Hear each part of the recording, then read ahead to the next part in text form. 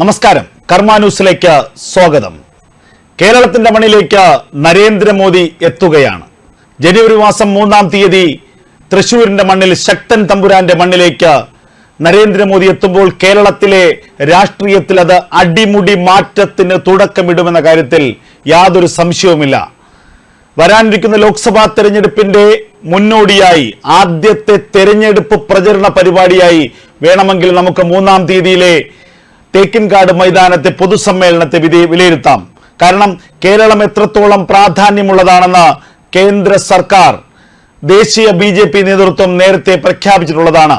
കേരളത്തിന്റെ മണ്ണിൽ താമര വിരിയിക്കുക, കേരളത്തിന്റെ മണ്ണിൽ നിന്ന് ഒരു MPയെ സൃഷ്ടിക്കുക, ലോക്സഭയിലേക്ക് കേരളത്തിൽ നിന്ന് ഒരു സ്ഥാനാർത്ഥി വിജയിച്ചെത്തുക. അങ്ങനെയെങ്കിൽ 2024 ആ MP കേന്ദ്രത്തിൽ ക്യാബിനറ്റ് റാങ്കുള്ള ക്യാബിനറ്റ് പദവിയുള്ള ഒരു മന്ത്രിയാവുമെന്ന കാര്യത്തിൽ സംശയം ഏതുമില്ല. തൃശ്ശൂരിന്റെ മണ്ണിലേക്ക് വരുന്നതിന്റെ പ്രാധാന്യം എന്താണ്? നരേന്ദ്രമോദി കഴിഞ്ഞ കുറെ കാലങ്ങളായി കേന്ദ്രത്തെ എത്രത്തോളം ഫോക്കസ് ചെയ്യുന്നു എന്നുള്ളത് നമുക്കറിയാം. തൃശ്ശൂർ BJP ഏറ്റവും കൂടുതൽ പ്രതീക്ഷ വയ്ക്കുന്ന ഒരു ലോക്സഭാ മണ്ഡലമാണ്. സുരേഷ് ഗോപി കഴിഞ്ഞ തവണ മത്സരിച്ച് 2,93,000 വോട്ടുകൾ നേടിയ ഒരു മണ്ഡലം. കോൺഗ്രസിന്റെ TN പ്രതാപൻ വിജയിച്ച് ലോക്സഭയിലെത്തിയ മണ്ഡലം. പക്ഷെ 2019 രാഷ്ട്രീയമല്ല 2024 എത്തുമ്പോൾ കേരളത്തിലുള്ളത്, തൃശ്ശൂരിലുള്ളത്. തൃശ്ശൂരിന്റെ മണ്ണ് ഏറെക്കുറെ മാറിയിരിക്കുന്നു. തൃശ്ശൂരിൽ ഒരു പുതുമുഖമായി എത്തിയ സുരേഷ് ഗോപി അല്ല 2024 എത്തുമ്പോൾ തൃശ്ശൂരിലെത്തുന്നത്, തൃശ്ശൂരിൽ മത്സരിക്കുന്നത്.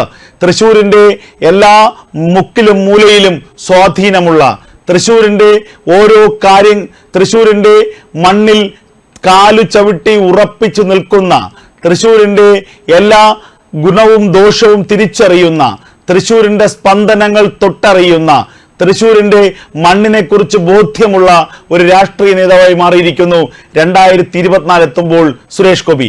അതുകൊണ്ടാണ് 2019 അല്ല 2024 എന്ന് നമ്മൾ വീണ്ടും പറയുന്നത്. കരുവന്നൂർ ബാങ്കുമായി ബന്ധപ്പെട്ട സമരത്തെ സുരേഷ് ഗോപി നയിച്ചപ്പോൾ കണ്ണു ചുളിച്ചവരുണ്ട്, നെറ്റി ചുളിച്ചവരുണ്ട്. എന്നാൽ ആ സമരം വൈകുന്നേരം എത്തിയപ്പോൾ ആയിരക്കണക്കിന് പേരാണ് ആ പ്രകടനത്തിൽ സുരേഷ് ഗോപിക്കൊപ്പം ഉണ്ടായിരുന്നത്. ആരുടെയും ആഹ്വാനമില്ലാതെ വന്നെത്തിയവർ. അതുതന്നെയാണ് BJPക്ക് തൃശ്ശൂരിലുള്ള സ്വാധീനത്തിന്റെ ഏറ്റവും വലിയ ഉദാഹരണം. കേരളത്തിന്റെ രാഷ്ട്രീയ ഭൂമിക ആകെ മാറിയിരിക്കുന്നു. കേരളത്തിൽ BJPക്ക് തടസ്സമായി നിന്നത് അതിന്റെ ഫിനിഷിംഗ് ലൈനിലെ അവസാനവട്ട പോരാട്ടമാണ്. അതായത് ഏതൊക്കെ മണ്ഡലങ്ങളിൽ 2-ാം സ്ഥാനത്ത് എത്തിയോ ആ മണ്ഡലങ്ങളിലൊക്കെ തന്നെ അവസാനവട്ടം കാലിടറി വീഴുകയായിരുന്നു BJP ചെയ്തത്. അതായത് ഉച്ചയ്ക്ക് ശേഷം ഒരു 3 മണിയോടുകൂടി BJP ജയിക്കുമെന്ന് തോന്നുന്ന മണ്ഡലങ്ങളിൽ ക്രോസ് വോട്ടിംഗ് നടക്കും.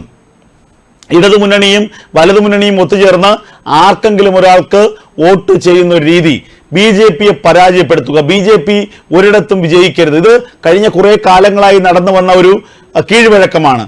അതിന്റെ പ്രധാന കാരണം ന്യൂനപക്ഷങ്ങൾക്കിടയിൽ BJP വന്നാൽ വലിയ തിരിച്ചടി ഉണ്ടാകുമെന്നുള്ള പ്രചരണം ഉണ്ടാക്കും. അത് തീരദേശ മേഖലകളിലായാലും ക്രൈസ്തവ ഭൂരിപക്ഷ മേഖലയിലായാലും ഇസ്ലാം ഭൂരിപക്ഷ മേഖലയിലായാലും ഒക്കെ തന്നെ അത് ബോധപൂർവം സൃഷ്ടിക്കാൻ ഇടതുമുന്നണിക്കും വലതുമുന്നണിക്കും അറിയാം.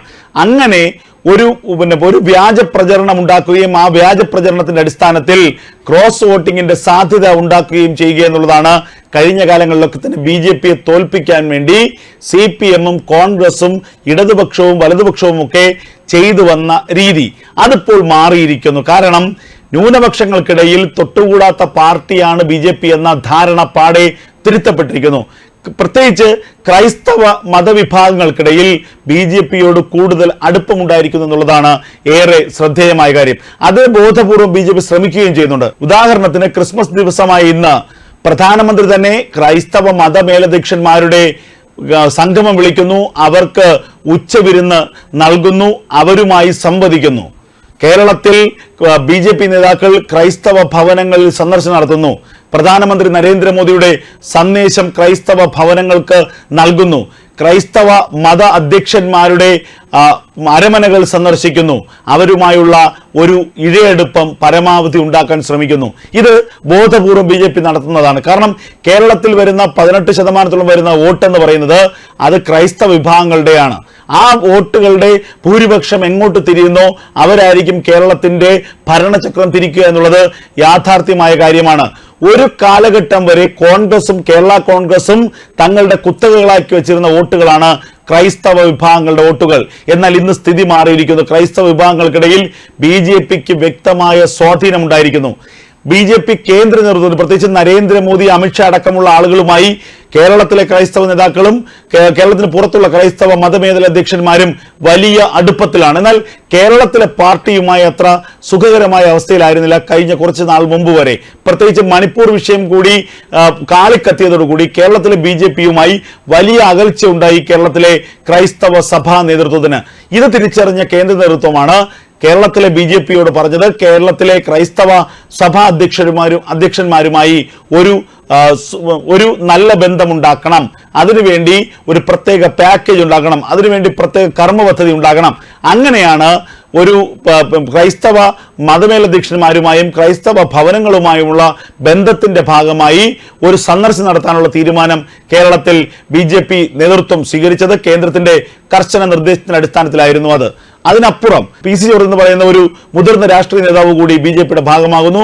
PC ജോർജിന് പൂഞ്ഞാറിൽ മാത്രമായിരിക്കില്ല, ഒരു ക്രൈസ്തവ നേതാവ് എന്ന നിലയ്ക്ക്, ഒരു ക്രൈസ്തവ വിശ്വാസം എന്ന നിലയ്ക്ക് കേരളത്തിലെ ക്രൈസ്തവ സമൂഹത്തിന്റെ ഒരു പ്രതിനിധിയായിട്ടാണ് PC ജോർജ് BJPയിലേക്ക് എത്തുന്നത്.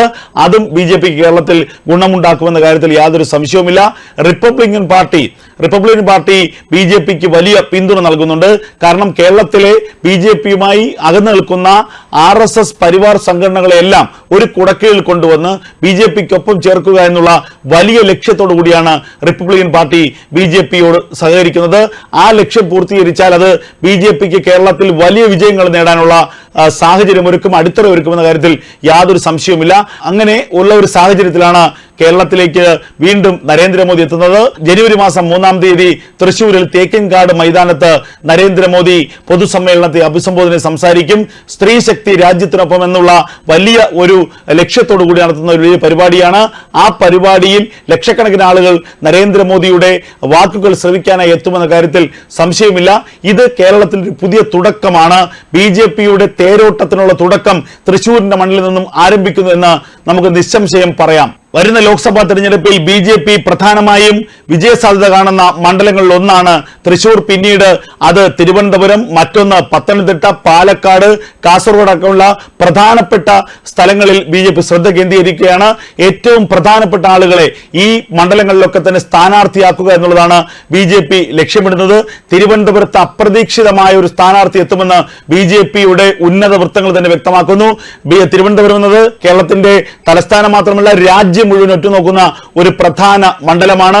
അവിടെ ശശി തരൂരാണ് കോൺഗ്രസ് സ്ഥാനാർത്ഥിയെങ്കിൽ എതിരിടാനായി BJPയുടെ ദേശീയ തലത്തിലൊരു നേതാവ് എത്തിച്ചേരാനുള്ള സാധ്യത തള്ളിക്കളയാനാകില്ല. നിർമ്മല സീതാരാമന്റെ പേര് പറഞ്ഞു കേൾക്കുന്നു. അതുപോലെ തന്നെ നരേന്ദ്രമോദിയുടെ പേര് പോലും ഒരു ഘട്ടത്തിൽ പറഞ്ഞു കേട്ടു.